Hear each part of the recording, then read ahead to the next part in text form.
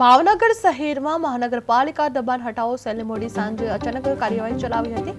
જે મહાનગરપાલિકા સામે આવેલા બિલ્ડિંગની બહાર લાંબા સમયથી આડેધડ પાર્ક કરાતા વાહનો અંગે સતત મળતી ફરિયાદો બાદ કમિશનરની સૂચનાથી ટીમે મેદાનમાં ઉતરી હતી, જે દબાણ હટાવ સેલે સ્થળ ઉપર પહોંચીને અનેક ટુ વ્હીલરને લિંક મારીને ડિટેઇન કરવામાં આવ્યા હતા, જેના ચાલતા વાહન ચાલકોમાં ભારે રોષ ફેલાયો હતો, જે ઘણા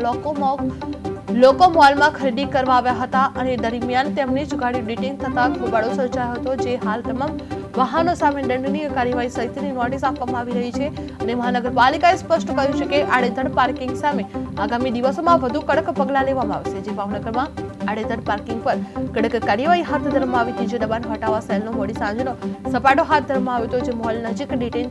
કરવામાં આવ્યા હતા અને ટુ વ્હીલર વાહન ચાલકોમાં ભારે રોષ વ્યાપ્યો હતો, જે સ્થળે હોબાળો મચ્યો હતો અને ઉલ્લંઘન કરનારને દંડની નોટિસ જારી કરવામાં આવશે।